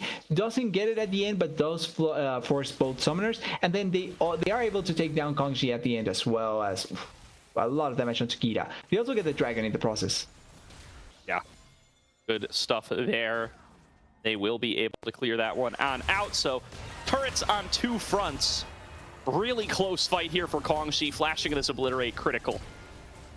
Yeah, it was an important flash here at the end. And as you can see, like, I feel like flash or playing away from your turret range probably not the most ideal, especially if you want to throw your ulti out. But it is also true that Kongxi, if he was out of the ultimate range, he probably takes down the turret before they even force a fight. So it was kind of a lost affair at almost any point. Like, they had to kill Kongxi way too quickly, and then if they kill Kongxi really early on, that probably turns around differently. So it's a lot of ifs for it to work out that well. Definitely, and that will give the gold lead over to Prosperity. They find themselves now up a little over 1,000 at 20 minutes. Did lose Dragon number 3 for that play, but given that they picked up 2 turrets and got the shutdown gold, I think they will definitely consider that worthwhile, especially to get so lit. The assist gold and some of that turret AoE, really what they need right now. Pulls on 2 items as well. Starting to scale up on the Syndra as he starts to get more and more upgrades from those Splinters of Wrath. I think when it comes time for Dragon number 4, Prosperity going to feel like they're in a better position to fight. As Solid has finished Riftmaker. Okay, that's an interesting choice. So it does provide for your, like, obviously your mixed damage value, plus also the survivability can probably be much better. But I think you're probably more willing to go for other physical damage items and then go for the Sunyas. There has to be, like, the survivability is going to spike up. Oh. Right, breaking out on the bottom side. Glacial Fissure going to connect out of 2. Icelandic getting focused, going to be able to jump back over the wall. They're diving back out of Kongxi, but he's kiting it out. He stays alive up against Sean. They're able to blow him up and unleash power. NZT up at the front line, though, with the Crescent Guard. And Kita finding chances to shoot at Kongxi. Will be able to finish him off, and it's a double kill to NZT. Zat's going to go down to Kita, and it is a 3-for-1 fight for Pookie Bears as they claim the Otacon as a prize. Yeah, and again, this is a fight that Prosperity are the ones starting, but because there's better positioning by Pookie Bears, they are able to respond much better. Yes, the Syndra now is doing a lot more damage. Yes, she actually feels scary at this point, but if you're able to get on top of Kongxi with no flash, if you're able to control Icelandic from doing anything with his kick or anything like that, it's such a comfortable fight for the side of Pookie Bears, especially with Senna, that even if she's not the farthest ahead champion, she still provides so much utility. Her ultimate and healing factor is always going to be present, and the more time she gets to pop it, the easier it is going to be to have a fight of this sort. Will definitely help out quite a bit, but what a big fight win for Pookie Bears to be able to re-solidify themselves to the game if they find themselves tied up at about 38k apiece. Neck and neck in the gold department, only a couple hundred gold separating. Coming up onto this 4th dragon fight, posturing for a little bit of vision here. The addition of that Thornbound Otacon buff going to help out Pookie Bears a whole bunch. They should find themselves some faint level leads across the board thanks to it as well. Kita at the very least catching up. Che and X-Royal a little bit ahead. And it is all going to be on being able to find good fight lines for the Syndra and the Varus here. But you saw Pookie Bears with their dive able to reach it last time. Zatzbot and Kongxi thought that they had a flank coming on up, but they are actually outnumbered. It's a TP being channeled. Sean going to be the first one to show up. Zatzbot will be sacrificed. Icelandic comes on in, finds a kick on Akita, finishes him off, and look at the AoE damage coming in out of Fulls. Prosperity are the ones winning the fight at the end of the day. X-Roy will be finished on the other side. It's a double kill to Kongxi, and how the hell did Prosperity pull that one out? It's an ace for 2. Yeah, the main thing, they find Kita on the side, Kongxi has flash, and they are not able to kill their targets first before that fight starts. It's a fight that works out for Prosperity perfectly because it's based on chaos, and whenever chaos reigns, Prosperity has the right tools for a fight to happen. If a fight happens as normally, Pookie Bear has the better array of tools because they have more on them. But here it starts with Kita getting spotted on the back down there by Icelandic. Here they get Sats, yes, but Kongji is able to run away really effectively. They don't kill Sats as quickly as they probably could, and then here the double Scar of the Week into the stun from Solid is so massive to get the damage, and then there's a pretty comfortable spot here by Kongji. He's out attacking, but then he's able to just survive long enough that the Icelandic is able to arrive and provide the extra support. Kongzi with Flash can kill almost everyone. Kongzi without Flash is a sitting dog. That's the duality of the fights that probably are going to impact Prosperity a lot of the time. And also it's going to be important seeing who keeps tabs on Fools right now, because he's going to be a pretty big menace at this point in the game. A massive fight for Foles there off of the double stun. Now going to be able to get on towards that Rabadon's death cap as his third item, going full damage on this Syndra, by the way. Horizon focus into Rabadon's. Syndra having a little Rabadon's in her own kit as well once you're stacked up enough. So going to be such a good position. Steals away the birds. Nearly going to one-shot NCT. It takes too long for him to come on out with that Crescent Guard. And now Che going to get chased onto, trying to escape. Jumps over the wall. But he's just deeper behind enemy lines, and Icelandic not going to let this cow go. Che will be killed. He is not going to be in execute range, I don't think. I mean, Icelandic's certainly not going to let him get there. Yeah, no, he's not. I think it probably was just about to be so unlucky there, but I'm not sure why NCT thought that was a good idea. He actually just killed Che really comfortably in that position. They also lost the ultimate from NCT, so if there is a fight chance, now there's not an ultimate for the Xinjiao to try and survive longer. This game is kind of slipping away a little bit from the side of Pookie Bear in terms of the gold, already in favor of Prosperity, and also in terms of how they want to force fights. They need to be much smarter in how they want to try and approach them. Definitely do. So going to not have too much of a lasting impact here. Prosperity not in a position where they can start the Baron just because Alistar is down. He will be back on up here. NCT has ulti back. All in all, not going to be too much of a lasting impact. They were even able to cross-map X-Royal and outer turret. Still think you would have rather that play not happen. But all in all, you're not going to cost too much there. It won't be game deciding for Pookie Bears.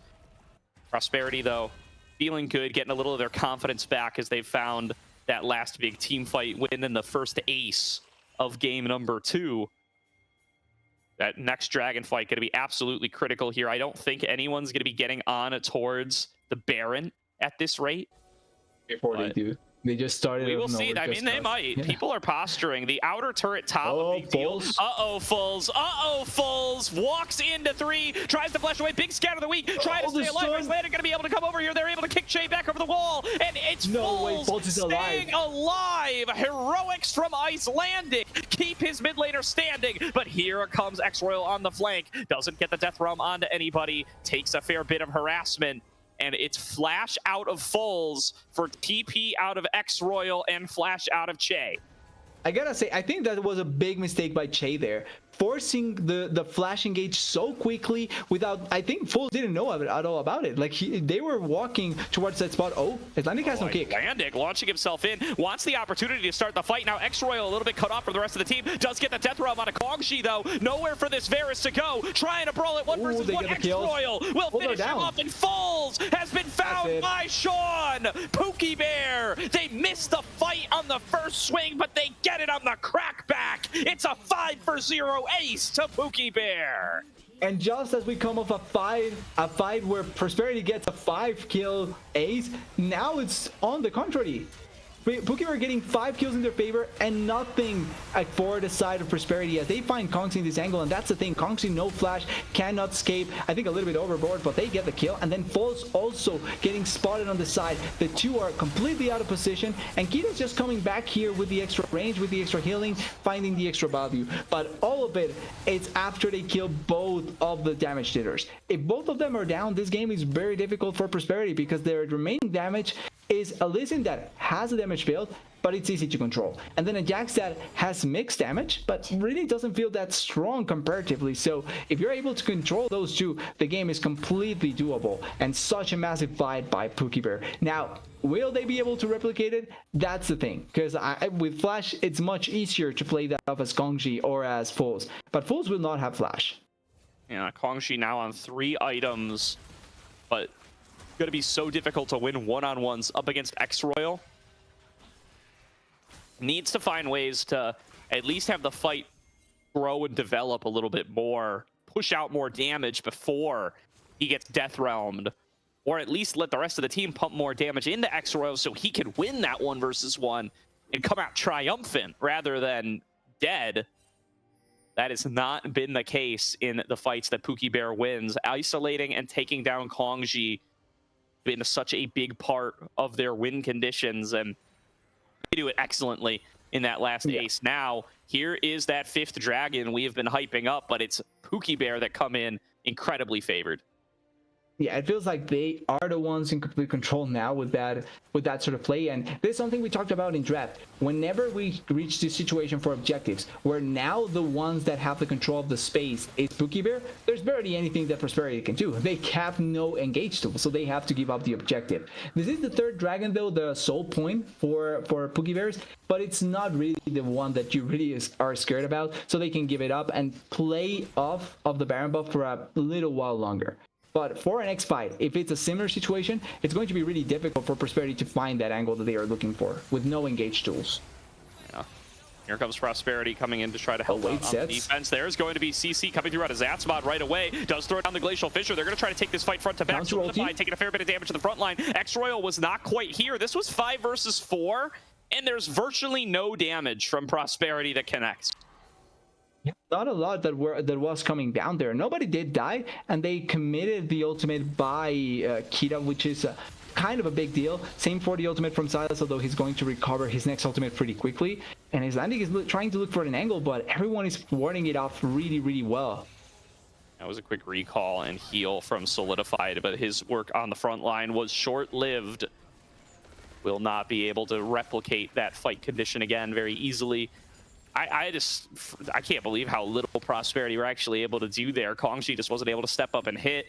Cooldowns had already been used by Foles, and just nothing stays put as NZT has the Crescent Guard to be able to absorb a fair bit of the damage. And they just take inner turrets and back out away. Big lead to Pookie Bear now. Nearly 5k in their favor as they sit on Soul Point. Soul Point, a good enough lead. Can we check Senna count just to see where the Senna souls are right now? Because yes, she may have been down in CS, but 90 souls at this point, such a good count and really strong with 3 items. Able to fight against essentially anyone that is coming onto her. She does still need to keep her range, but she has a lot of range at this point in the game. Yeah, and I mean it's going to have to be Icelandic now, right? It's going to have to be him finding a beautiful engage angle, the game-defining kick, as we've often talked about on the Lee Sin, to be able to isolate Kita and take him down. Either that or a fight where Kongji is just so kept safe that none of these divers are able to reach him. That is a nice something like that. Coming out of Foles, doing a ton of damage to NZT. Iceland going to look to extend the fight a little bit further. These are positive conditions for them. Kongji's back over the wall. TP comes in from Solidified. Back in goes Icelandic. They cannot let this fish go. This is the best they've gotten in a while. Sean is in the middle of the rest of the team. Gonna throw himself at Zatsmod. It's a one-shot on a Solidified. Kongji's able to flash back. Big scatter the weak. Connects onto all 5. But the damage is not there. Zatsmod will fall next. In goes Shay with the double knockup. Kongji's focused down. And Pookie Bear have taken the fight back once again. Prosperity saw their moment and they missed. Pookie Bear will look to take this series 2-0. They're the better team on the night and they will walk away moving into top 6 of the ACL.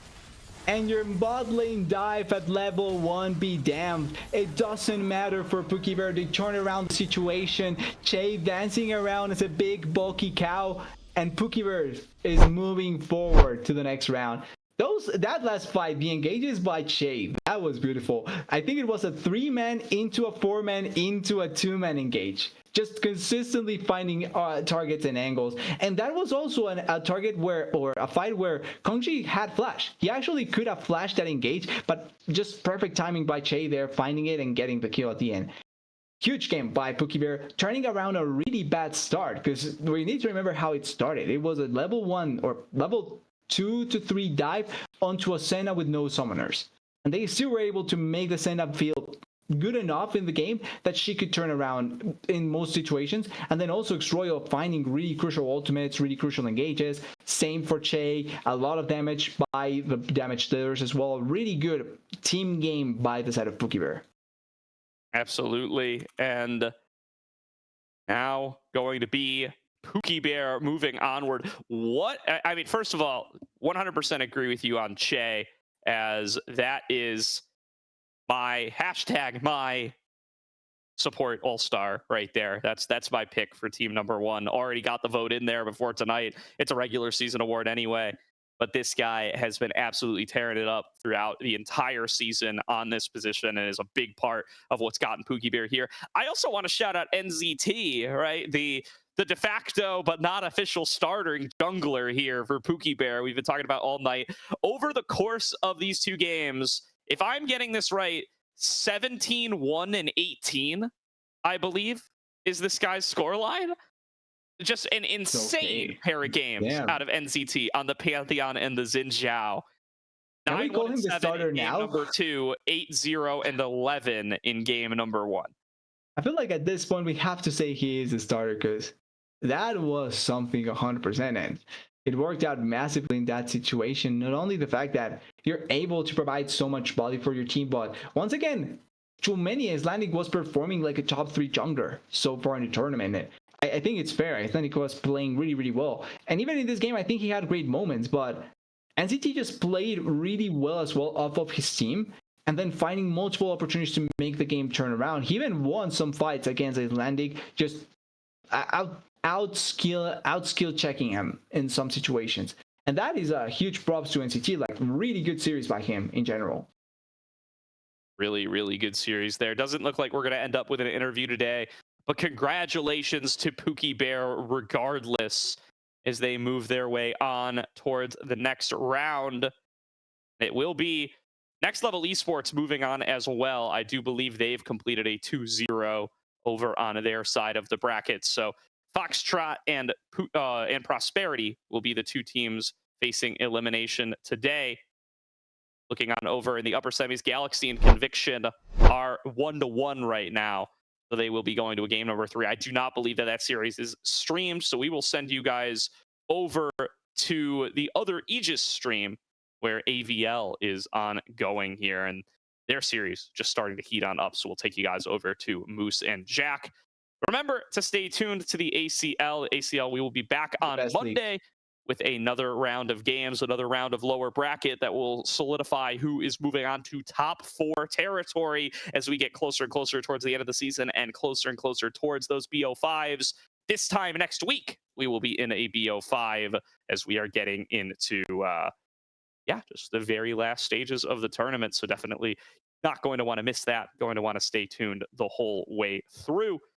That'll do it for tonight's stream. So thank you everybody for hanging on out with us, from Caddy, TDS, and or for myself, TDS and Caddy on production. Thank you for spending some time with us. Reminder, Zen Market, code Aegis for 1,000 yen off your first international shipping fee. And we will see you all next time.